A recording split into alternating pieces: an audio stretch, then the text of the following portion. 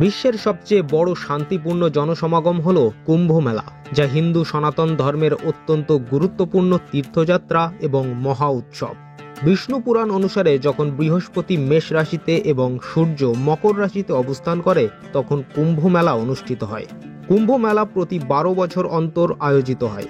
এবারের মহাকুম্ভ 13 জানুয়ারি 2025 থেকে 26 ফেব্রুয়ারি 2025 মোট 45 দিন ধরে অনুষ্ঠিত হবে।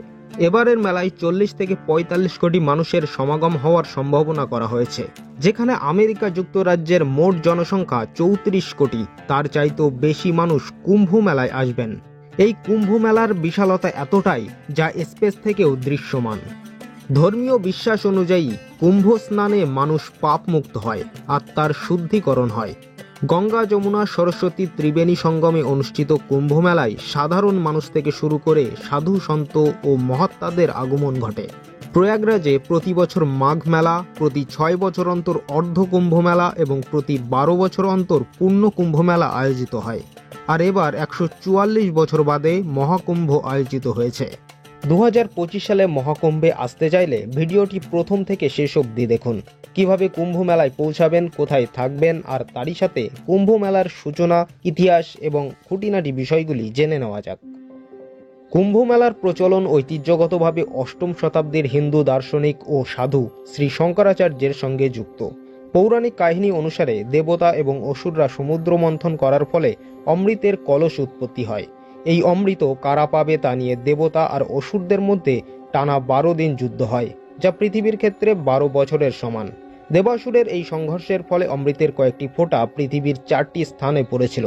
স্থানগুলি হল গঙ্গা, যমুনা, সরস্বতী নদীর সঙ্গমস্থলে অবস্থিত প্রয়াগরাজ, গঙ্গা যেখানে হিমালয় থেকে সমতলে নেমে এসেছে উত্তরাখণ্ডের হরিদ্বার, মহারাষ্ট্রের গোদাবরী নদীর তীরে অবস্থিত নাসিক এবং মধ্যপ্রদেশের শিপ্রা নদীর তীরে অবস্থিত উজ্জয়িনী। 45 দিন ধরে চলা এই কুম্ভ মেলায় প্রতিদিন 3 থেকে 5 কোটি লোকের ভিড় নজরে আসবে। এত বিশাল ভিড়কে কন্ট্রোল করার জন্য কুম্ভ মেলা ক্ষেত্রকে 25টি ভাগে ভাগ করা হয়েছে এবং 7টি বিশাল ঘাট তৈরি করা হয়েছে পুণ্য স্নানের জন্য। এরই সাথে কুম্ভ মেলা ক্ষেত্রটিকে 3200 একর থেকে বাড়িয়ে 4000 একর করা হয়েছে। সমগ্র মেলা প্রাঙ্গণের সুরক্ষার্থে থাকছে 37,611টি পুলিশ কর্মী।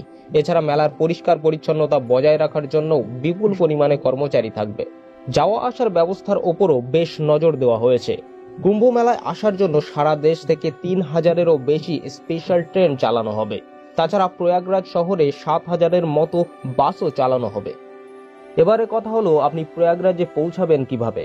মেলার কাছাকাছি বেশ কয়েকটি রেল স্টেশন অবস্থিত, যেমন প্রয়াগরাজ জংশন, প্রয়াগরাজ রামবাগ, প্রয়াগরাজ সঙ্গম, প্রয়াগরাজ ছেউকি জংশন।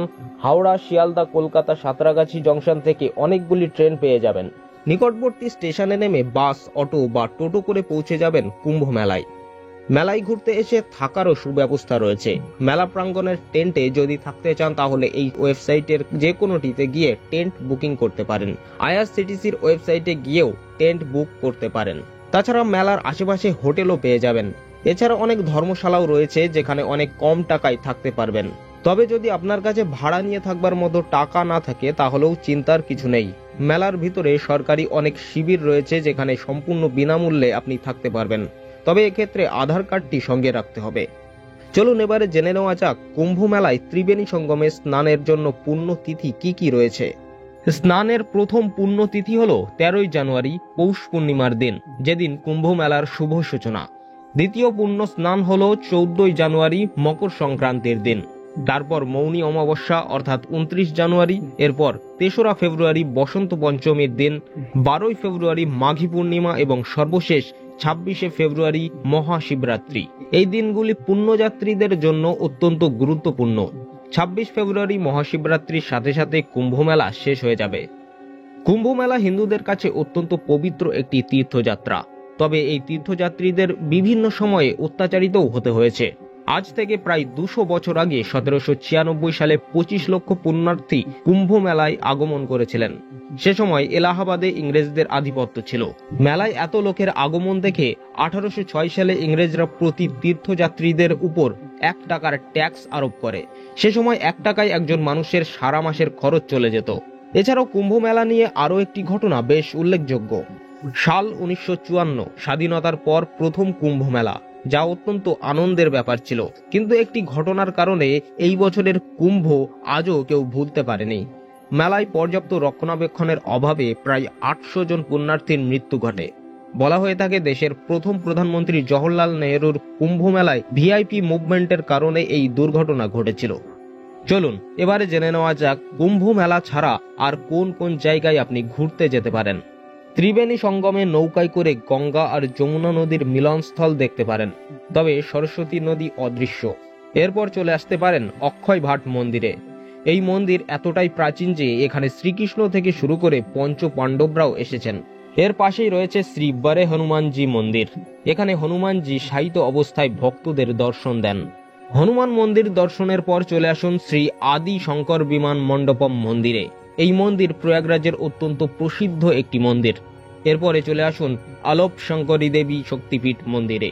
51 শক্তিপীঠের মধ্যে এটি একটি অন্যতম। এখানে দেবীর হাতের তালু পড়েছিল। এরপর চলে আসুন মহারিষি ভরদ্বাজ আশ্রমে। রামচন্দ্র বনবাসে যাওয়ার সময় সর্বপ্রথম এখানে এসেছিলেন।